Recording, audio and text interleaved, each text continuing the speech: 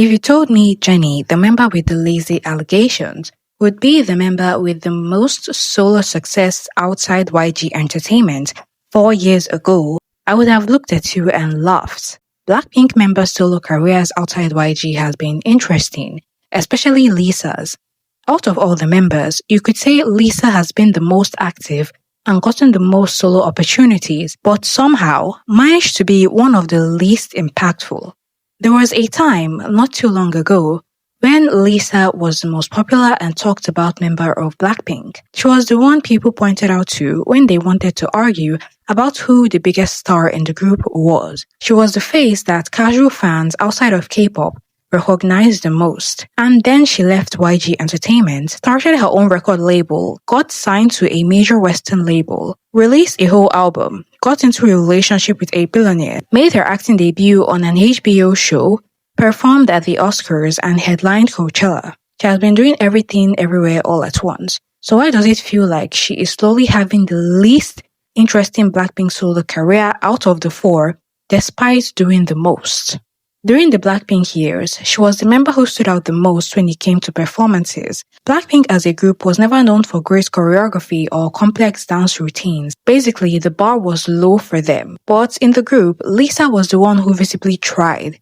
She gave energy when others didn't. Whenever Blackpink performed, people talked about Lisa. She was the main dancer of the group, which means she was the most technically skilled in that area. People were constantly asking for her to be freed from the group and YG because of how much she stuck out like a sore thumb in comparison to her members whenever they performed on stage or in concerts. Wait till she goes solo. YG is wasting her talent. She is the best dancer in K-pop and she barely gets to show it. The group is dragging her down. Fans were building her up for years on the promise of what she could do. Then she finally had the full freedom, only for her to barely do any of that as a soloist outside YG.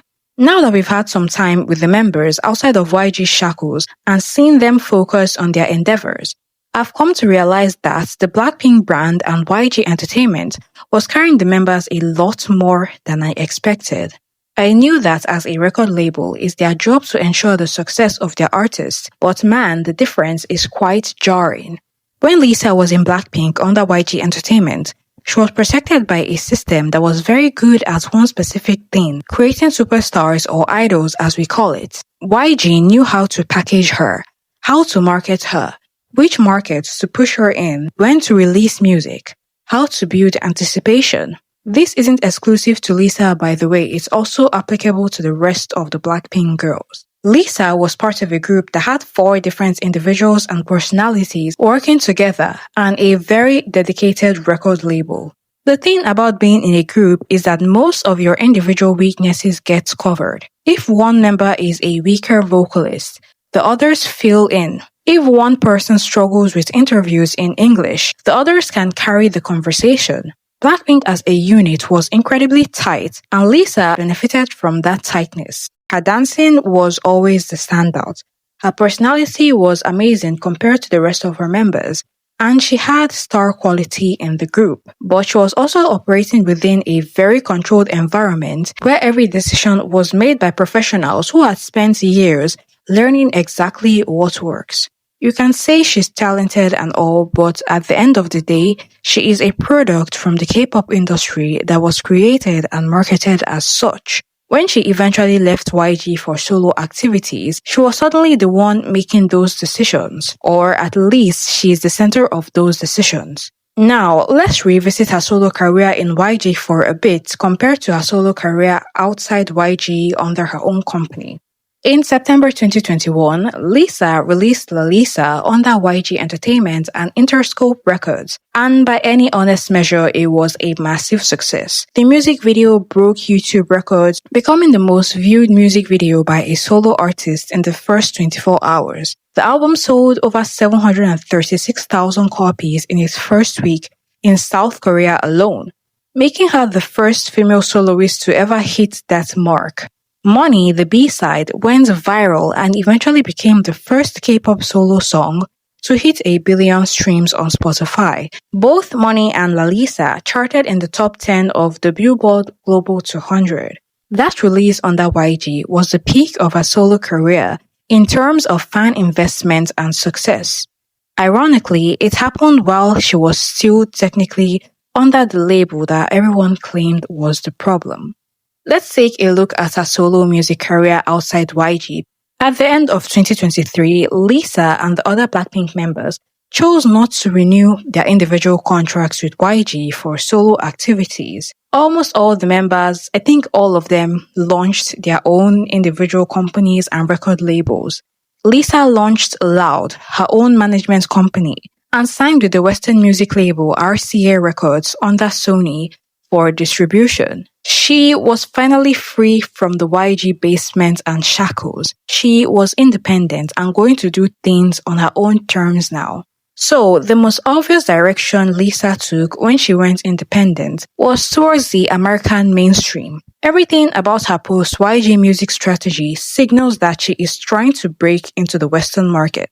Her songs are entirely in English. Her collaborators are all Western artists. She performed at American festivals and award shows. She gets tons of American media placements. Alter Ego was supposed to be The Moment, her first full studio album, released under her own label in February 2025, built up over months of singles, 5 Alter Ego concept photo reviews, a major companion comic book, and the full help of a major Western record label. She had Max Martin and Ryan Tedder producing on it. She had Rosalia, Doja Cat, Tyler, Megan Thee Stallion, Future, and Ray as features. She had the Oscar performance, the White Lotus premiere, and Coachella all lined up around it. This album had people talking because what do you mean a Blackpink member is releasing an album with more songs than any Blackpink album? Everyone was seated, but despite everything, the commercial success of Alter Ego was quite underwhelming.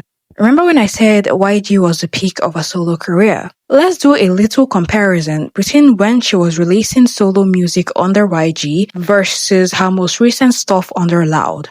Under YG, the La Lisa single album sold 330,000 copies in its first day, over 736,000 copies in its first week in South Korea. Money went on to hit 1 billion streams on Spotify. These numbers may sound little today, but trust me, they were significant and considered huge back then.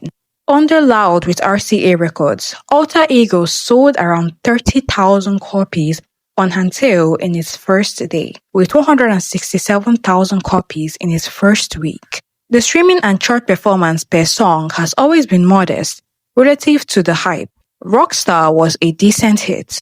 Rockstar, of course, had hype as it was Lisa's first official release outside YG, but it wasn't great enough to make it a mega hit like Money. And unpopular opinion about Rockstar, but the Victoria's Secret version is better than the actual song. I just needed to get this off my chest because I don't know when I would do album reviews, probably in the nearest future, but for now, know that the Victoria's Secret version of Rockstar is way better and more listenable than the original. Anyways, back to the topic. New Woman also didn't have a great chart performance, despite it being a collaboration with Rosalia, but it was talked about a bit in the K-pop sphere. None of her post-YG singles went as viral as Money or La Lisa. The Alter Ego album itself was clowned so hard. Vixie in particular, the villain Alter Ego, got roasted across social media for being corny. There's a tweet with over 30,000 quotes making fun of this Vixie Alter Ego persona. I think even her own fans admitted the concept was immature and forced. Plus, she's been desperately trying to get a TikTok trend or viral song and has been failing terribly at it. It has actually gotten quite embarrassing to witness. I cringe anytime I come across this video.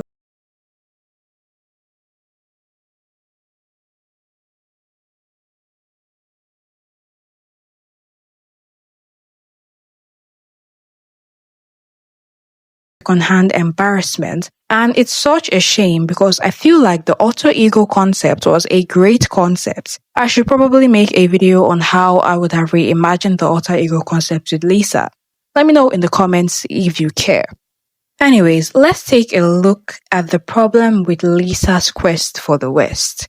The thing that made her interesting was that she was clearly exceptional at something. What she has become in pursuit of Western appeal is a generic pop star with no identity. She has sounded down all the edges that made her unique in order to fit into a market that already has plenty of people doing what she is doing now. When you take a look at what Lisa has done with complete creative freedom, the most glaring thing is that she barely dances. The thing she's always been known and praised for.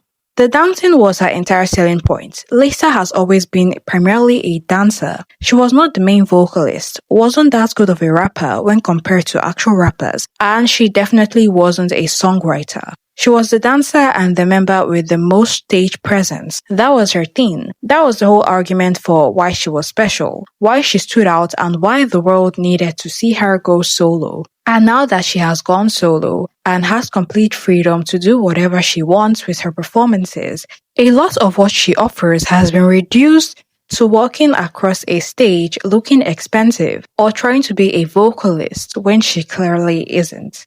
Now, some examples by what I mean her walking across a stage looking expensive is her Coachella 2026 performance with Anima, where she performed the collaboration Bad Angel. She came out in a stunning metallic bodysuit and worked around the stage. People praised her outfits, the visuals, the stage presence, and quality of the production. But what was absent from every description of the moment was any mention of her actual performance because there was none. She was just talking into the mic and walking on stage looking pretty.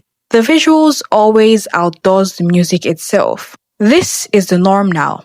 Every major Lisa performance moment is more about how she looks than the output of what she's given. She shows up looking incredible, the visuals are stunning, but the music and performance are mediocre. For someone who was supposed to spend her whole solo career finally showing the world what she could do with full creative freedom, it's so underwhelming and disappointing because everyone expected a lot from her the most out of all the Blackpink members. It would be one thing if she had replaced the dancing with something stronger. She's not a vocalist at all and her raps are very average. If she mastered either those skills, the pivot would make sense. But she cannot fall back on either of those. The lip-syncing accusations that have followed her through the VMAs, the Global Citizen Festival, the Oscars, and now Coachella are not coming from nowhere, which is damaging for someone trying to break into the Western mainstream, where live performance is taken seriously. So she is not dancing as much anymore. She is not a great vocalist and barely sings live. Her style of rapping is considered cringe to the non-K-pop ear that she's trying to appeal to. What exactly is the thing she is offering right now? The Western pop market is full of people with great visuals and much better branding. She used to have a specific skill that made her stand out, but she chose to set it aside. And you can't even use the argument that she needed to abandon her most identifiable skill to get into the Western audience because the Western audiences appreciate pop girls who can perform. Tate McRae became more famous because of ability to dance in comparison to her peers. Her music is not really revolutionary. She had like 2 or 3 hit songs, but Tate gets put in Western pop girls conversation because she's one of the best dancers right now among the Western pop girls. She has something that is standing out. But Lisa dropped that in a desperate bid for anything to go viral, which all underperformed by the way. She is doing anything and everything to remain famous. Before we get into her whole side quests outside her music endeavors, we have to mention the boyfriend, the one and only Frederick Arnold. I mean, you truly can't ignore their relationship when talking about her solo career since she left YG. She probably has to be the K-pop idol with the most public photos with a person of the opposite gender. This has to be some sort of record. Around 2022, Lisa and Frederick Arnold started appearing in photos together.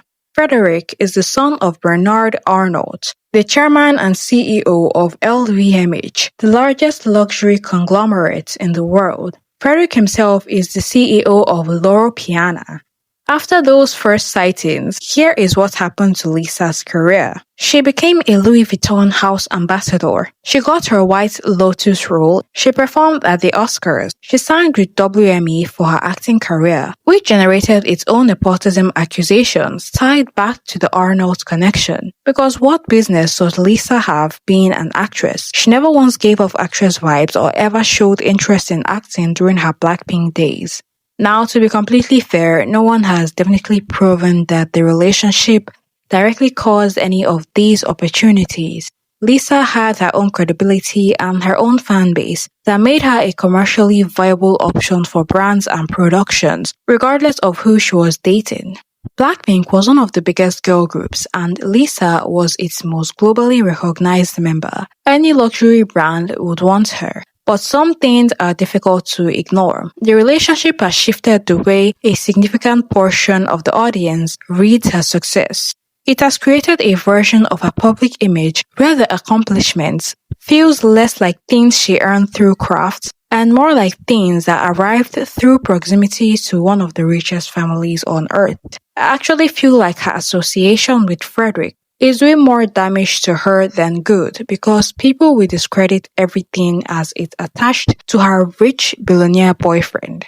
In regards to her acting career, let me just say I have no idea what motivated her to want to pivot to become an actress out of nowhere. She made an appearance in season 3 of The White Lotus. I remember seeing Twitter's reaction to her getting a role. She could not catch a break.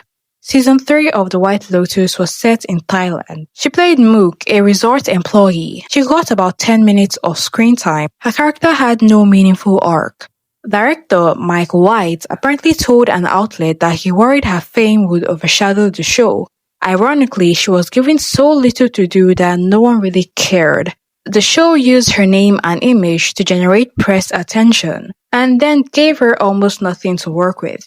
I mean, I don't even blame them. She has basically zero acting experience, and they probably just wanted the most popular Thai celebrity to generate attention for their new season. The industry sees Lisa as a virality machine. HBO submitted Lisa for Emmy consideration in supporting actress in a drama, which is mostly a marketing move, I think, because there is no way anyone thought she was winning an Emmy for her role in The White Lotus. Her supposed follow-up project is a Netflix action film called Taigo, a spin-off of the Extraction franchise.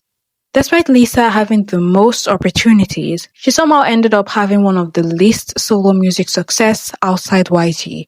Rosé released her album Rosie in late 2024, and Apt was very viral and successful. Jennie has the most successful album overall out of the 4, and the most successful collaborations. Jisoo has been building an acting and music career in Korea, but more so focused on acting.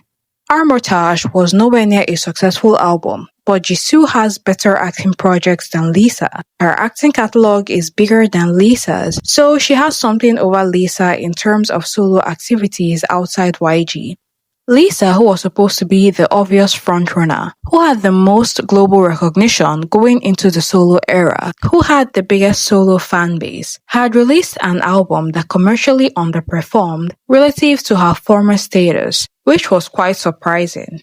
Recently, Lisa released a song for the World Cup, which featured Rema and Anita. She is also set to perform it at the FIFA World Cup opening ceremony, which will be watched by millions of people. Another huge opportunity on her hands. Only for her to release a song with no relation to the World Cup, talking about her body. I was so embarrassed hearing the song because what do you mean football fans who already aggressively shit on K-pop gets even more excuses to talk trash on it? She literally gave them more ammunition. Why are you singing about how skinny and pretty you are? Why are you singing about how your body is goals on a soundtrack that is supposed to talk about unity, passion, family, and competition? Like, weren't you embarrassed recording that in the studio? See, the problem with Lisa is that her entire career has been built around how rich and pretty she is. She carried that Blackpink lyrical narcissism into her solo work. Like, girl, let's sing something else now. Not every occasion calls for you telling us about how skinny you are for the millionth time. This isn't the song for K-pop stars. Of course, the lyrics has been widely criticized online because it has essentially nothing to do with football, unity, or any of the things World Cup songs are supposed to be about. Lisa's portion of the song includes lyrics about body goals, her appearance, and a labubu. Yes, labubu. They put labubus in a World Cup song. If anything, this solidifies the fact that Lisa values cheap virality over long-term impact, because there's no way she thinks that the labubus contribute to her image positively. The labubus are literally considered brain rot. There's no way she thinks attaching them to her image is a good thing.